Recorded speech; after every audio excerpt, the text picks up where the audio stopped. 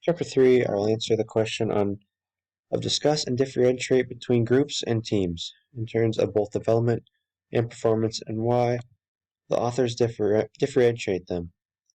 Groups and teams are different because group is a group of people who communicate to achieve their goals. A team, on the other hand, is a people who have a common goal and rely on each other. A group can be a quick, thrown together group that just needs to accomplish something that they may not communicate well. A team needs to communicate well in order to achieve their goals. The book says that a team oriented with each other and need to trust each other. Next, they need to know what the goal is to be accomplished. They will be a team for a period of time, so they need to build relationships. Unlike groups, they may finish their job and move on. A baseball team is a team by definition. Each player has a common goal of winning. They rely on each other to win. Their actions are independent, but come together as a team. If someone fields a ground ball, there has to be someone on first base to catch it to record an out for the team. If someone gets a hit, somebody else needs to be going after them to advance the runner to score. They want to get a hit to improve their batting average, but to win, they need to score and make outs. They also need to communicate to do these things. If they were just in a group, they would only care about their individual stats and not about the team. Second question I'll answer from Chapter 9 is discuss the impact of various groups' roles discussed in the chapter and what roles I have played. The first role I would talk about is opinion giver. I feel like this person is a good person to have in the right situation. In a good situation, the person can give good feedback of how the job is going. But also this person can be annoying if they're always saying something when their opinion isn't relevant or when the opinion isn't really needed at that time. The next I'll talk about is a contributor. I feel like this is the best group member to have as they're always looking for new ideas and most helpful. They're also the most helpful at problem solving. I think the only downside to having them is sometimes they think they're always right, and when other members of the group don't think so. Another good member of the group is the information giver.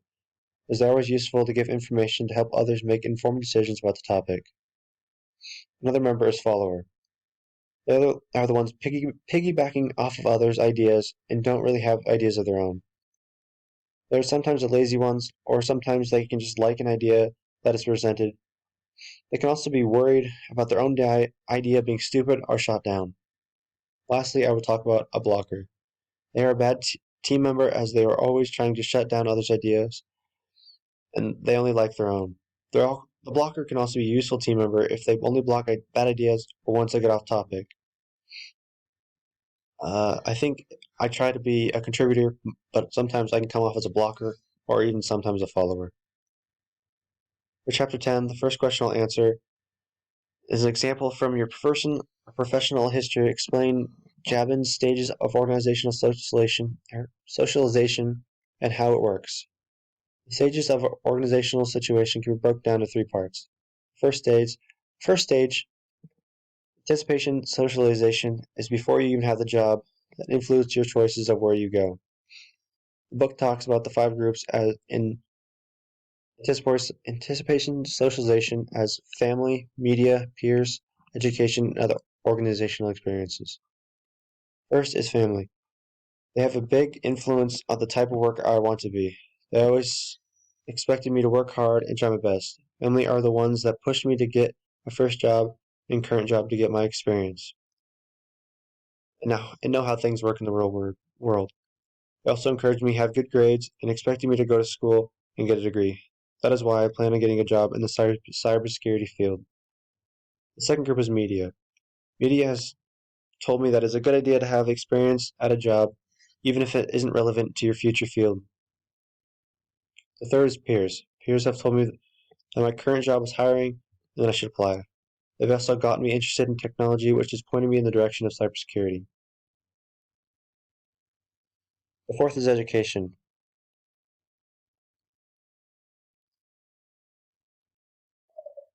I don't think anything I really did in high school influenced my job choice, but when I came to SCC, I took some IT classes after receiving my AA, and it got me interested in cybersecurity.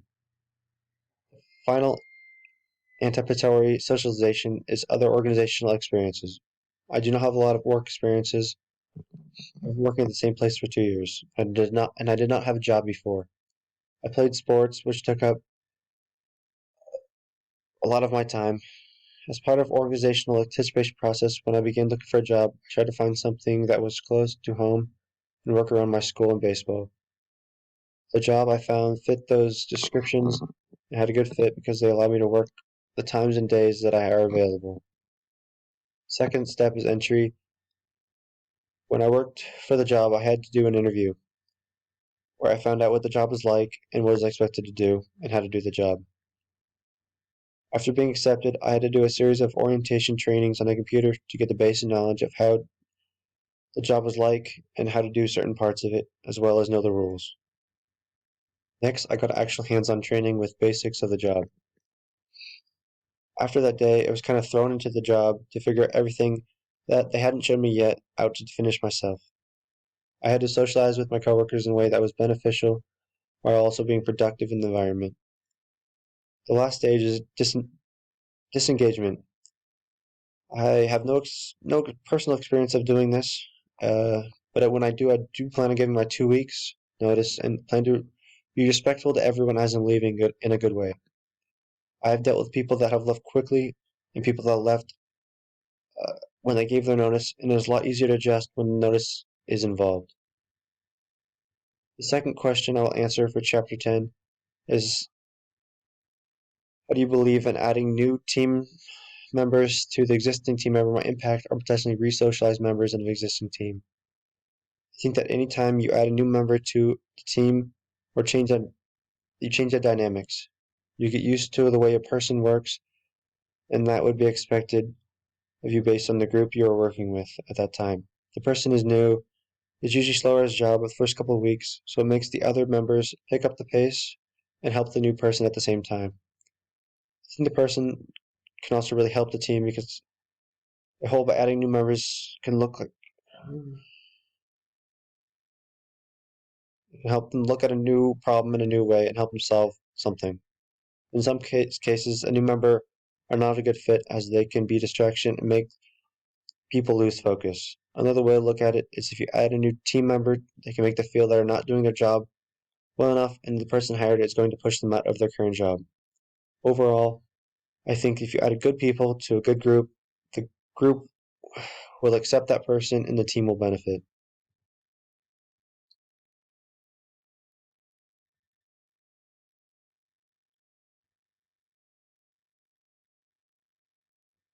The case study focused on teams and how they had a common goal and relied on each other.